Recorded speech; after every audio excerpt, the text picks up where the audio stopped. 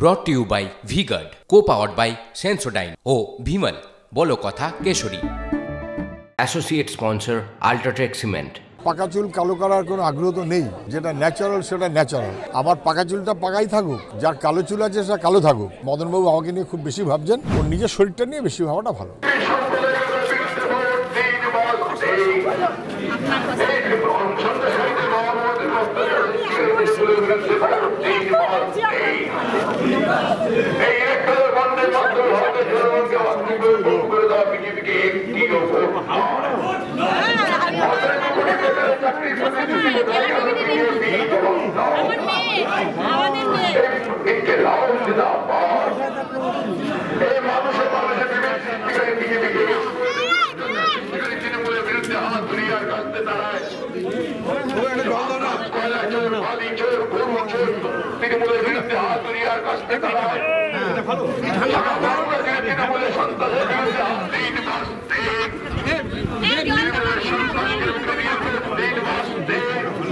মদন মিত্র প্রকাশ্য জনসভা থেকে বলেছেন যে 1 তারিখ কর্মীদের কাছে সব বার্তা পৌঁছে যাবে সকালবেলা কীভাবে ভোট করাতে হবে, আর দাঁড়িয়ে থেকে তারা ভোট করাবে, তৃণমূল কর্মীরা দাঁড়িয়ে থেকে ভোট করাবে, এমনই হুঁশিয়ারি দিয়েছেন মদন মিত্র।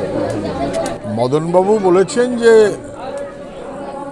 ওর কর্মীরা 1 তারিখে বার্তা পৌঁছবে, ওরা 1 তারিখ কী করবে।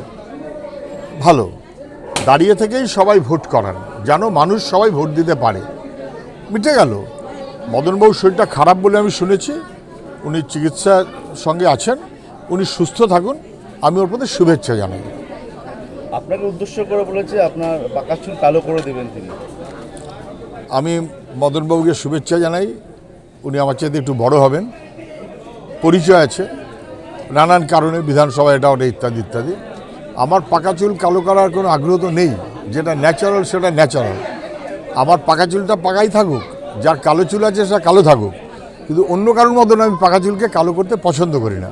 আমি শুভেচ্ছা রাখলাম। মদনবাবু আমাকে নিয়ে খুব বেশি ভাবছেন, ওর নিজের শরীরটা নিয়ে বেশি ভাবাটা ভালো। তিনি বলেন জ্যোতিবাবুকে তিনি শ্রদ্ধা করেন এবং এটাও বলেছেন যে জীবিত শেরের থেকে আঘাত হওয়া শেরের অনেক বেশি ক্ষমতা, সেটা সিপিএমকে উদ্দেশ্য করে বলেছে, হুঁশিয়ারি দিয়েই বলেছেন মঞ্চ থেকে।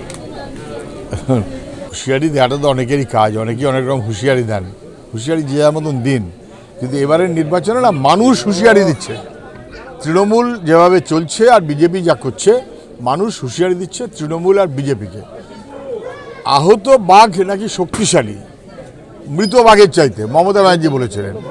কেউ কেউ সেটা আবার অপভ্রংশ করে এদিক ওদিক বলছে, ওকে মানে হচ্ছে না। তিনি বলছেন সিপিএমকে উদ্দেশ্য করেই বলছি, এভাবেই বলছিলেন। সিপিএমকে উদ্দেশ্য করে কি বলছেন? বাঘ। সিপিএমকে উদ্দেশ্য করে উনি কেউ কেউ নিজেদের বাঘ বলে ভাবছেন। তো কেউ কেউ ভাববেন কেন? মমতা ব্যানার্জি কেষ্টাকে অনুব্রতকে বলেছিলেন বীরভূমের বাঘ, বীরভূমের বাঘ। বীরভূমের বাঘ কিন্তু এখন বিড়াল হয়ে গেছে খাঁচায় তিহার জেলে। আর বলেছিলেন রয়্যাল বেঙ্গল টাইগার, কাকে? শাহজাহানকে। তিনি এখন কোনো একটা খাঁচায় বন্দী রয়েছেন। তারপরে মুখ্যমন্ত্রী বলেছিলেন যে আহত বাঘ নাকি মরা বাঘের চাইতে শক্তিশালী, নাকি কে জানে না এটা? মরা বাঘ। আহত বাঘটাও মৃত্যুর দিকে ঢলে যাচ্ছে কিনা তাকে বাঁচাবার চেষ্টা করতে হয়। আমরা যে কোনো আহত বাঘকে বাঁচাবার চেষ্টা করি। আমার ধারণা কেউ কেউ যারা এসব কথা বলছেন তাদেরকে ভালো করে চিকিৎসা করা উচিত, যাতে তারা আহত থেকে সুস্থ হন। brought to you by V-Guard, co-powered by Sensodyne O Vimal বলো কথা Kesari. Associate sponsor UltraTech cement.